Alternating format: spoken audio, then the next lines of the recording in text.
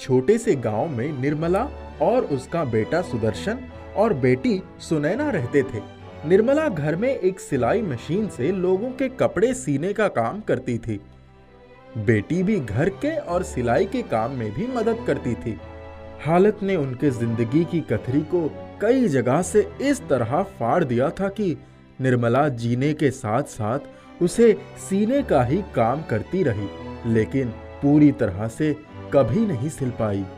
गरीबी का दानव उनके लिए अभिशाप बन गया था। माँ, मुझे एक नई घड़ी चाहिए। बेटा, अब सब्र कर, घर में ज्यादा पैसे नहीं है, कुछ सिलाई के पैसे आने वाले हैं, आ जाने दे, कुछ रुपया तुझे दे दूंगी और तू नई घड़ी खरीद लेना। उसका बेटा सुदर्शन बड़ा हो चुका था, लेकिन नई उम्र के नशे में उसे माँ की मजबूरियां दिखाई नहीं पड़ती थी। वो अपनी मस्ती में चूर रहता था।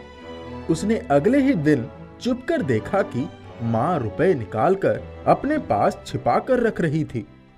बस फिर क्या था, वो तपाक से माँ के सामने खड़ा हो गया। माँ, तुम तो कह रही थी घर में ज्यादा पैसे नहीं है, अभी जो बक्से से रुपए निकाले वो कहाँ से आए? वे अलग रुपया है बेटा। क्या वो दूसरों के हैं? नहीं, वो हमारा ही है। हाँ, मेरे लिए घड़ी की बात आई तो कह रही थी पैसे नहीं है। मैं सब समझता हूँ। बेटा, इन पैसों को मैंने अलग जरूरत से रखा है, मेरी बात तो समझो। मैं सब कुछ समझ गया, अब मुझे कुछ समझने की जरूरत नहीं है। सुदर्शन गुस्से से घर से बाहर जाने लगा। बेटा, बेटा रुक जा बेटा, बेटा। सुदर्शन रुका नहीं, चला गया। निर्मला भारी मन से उठी और चलकर साहूकार के घर पहुंच गई। ये लीजिए सेठ जी, आपके ब्याज के रुपए, मूल चुकाने के लिए थोड़ा तो वक्त दीजिए। अगले महीने पूरे रुपए लौटा देना, वरना ठीक नहीं होगा। तुमने 3 वर्ष पहले पति के इलाज के लिए रुपए लिए थे, अब मुझे अपने पूरे रुपए चाहिए। सेठ जी, मैं पूरी कोशिश करूंगी। एक दिन निर्मला ने बक्सा खोला तो सुदर्शन फिर से आकर छुपकर देखने लगा। माँ ने बहुत सारे रुपए गिने और रख दिए। सुदर्शन चौंक गया। निर्मला घर पहुंची और कपड़े सीने लगी। उसकी बेटी सुनैना भी उसकी मदद करने लगी। बेटी, अब दिवाली आ रही है, हमें दुगनी मेहनत करनी पड़ेगी। माँ, हर वक्त तुम काम ही करने की सोचती रहती हो, अरे आराम भी कर लिया करो। बिटिया, गरीब की किस्मत में आराम कहाँ होता है। तू खाना बना ले और मैं कपड़े सी लेती हूँ। दिवाली सर पर आ गई थी। माँ बेटी दोनों लगातार काम करके ज्यादा से ज्यादा कपड़े सी रही थी। सुदर्शन घर में आ गया। माँ, मेरे घड़ी के पैसे दे दो। बेटे, पहले खाना खा ले, पैसे कहाँ भागे चले जा रहे हैं। सुनैना, खाना निकाल। पहले हाथ पर पैसे रखो, फिर खाना खाऊंगा। ये लो रुपए, अब चुपचाप खाना खा लो।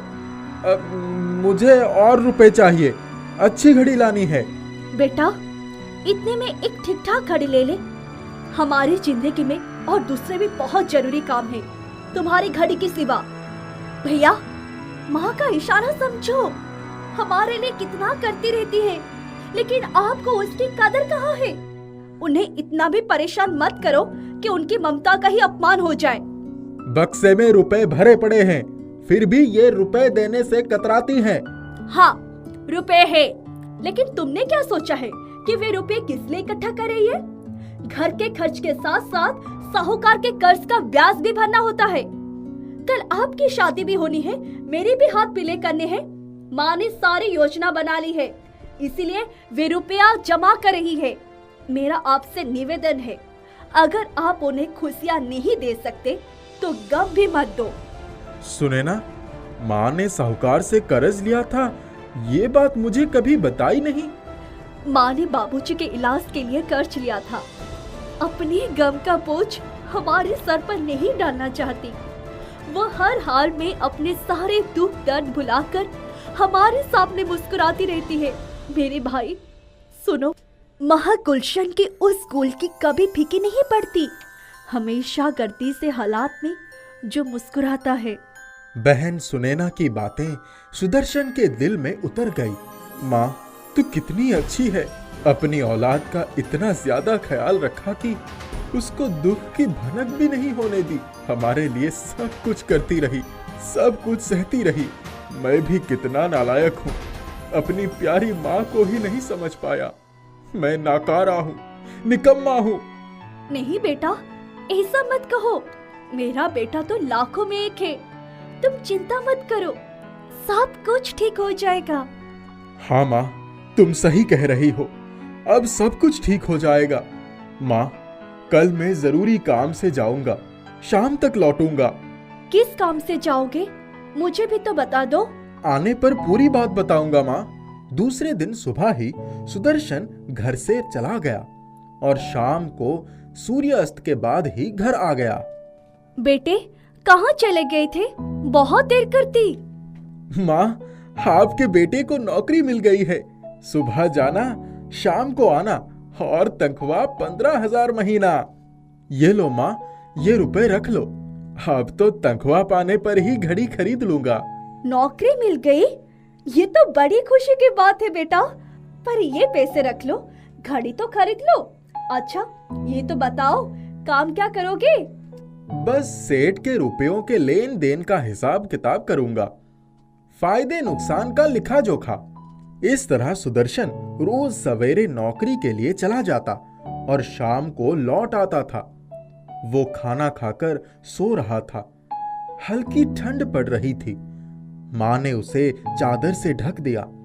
उसका हाथ खुला था। माँ ने छुआ तो चौंक गई। मेरे बेटे के कोमल हाथ इतने कठोर कैसे हो गए? दूसरे दिन उसने पता लगाया तो ज्ञात हुआ कि उसका बेटा भारी भारी बोझ उठाने का काम करता था। यह जानकर उसे बहुत दुख हुआ। सुदर्शन के घर पर आने के बाद माँ ने पूछ लिया, बेटा, सच सच बता कि तू क्या काम करता है? माँ, मैंने तो पहले ही बताया था कि हिसाब किताब का काम करता हूँ। झूठ, सफेद झूठ। माँ से मत छुपाओ, सच सच बताओ। तुम्हारे हाथों की कठोरता ने सारी पोल खोल दी है। सुदर्शन ने सर झुका लिया। माँ, तुम एक औरत होकर सारे घर का बोझ उठाती हो, तो मैं एक मर्द होकर क्या इतनी भी नहीं कर सकता?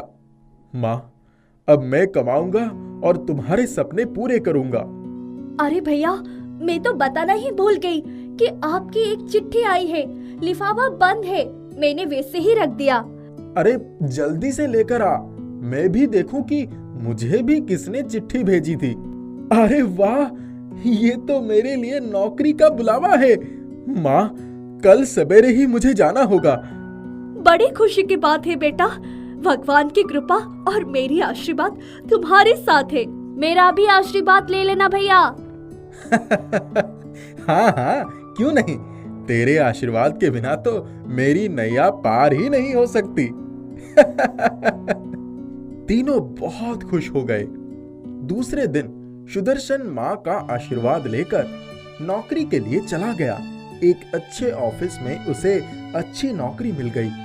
यह नौकरी उसे उसकी एक महिला मित्र, जो पहले कॉलेज में साथ में पढ़ती थी, उसकी सिफारिश पर मिली। सुदर्शन मिठाई लेकर घर पर आ गया। माँ, मुझे नौकरी मिल गई माँ। मेरी फ्रेंड चित्रा ने इसके लिए सिफारिश भी की थी, वो भी वही काम करती है। अब मैं घर की पूरी जिम्मेदारी उठाऊंगा। अपनी बहन के लिए एक अच्छा सा वर देखकर उसका विवाह करवाऊंगा। चित्रा ने भी मुझे बड़ी हिम्मत दी है माँ। भैया, लगता है कि चित्रा का चित्र आपके दिल में उतर गया है। माँ, सबसे पहले भैया का ही शहनाई बजवाएंगे।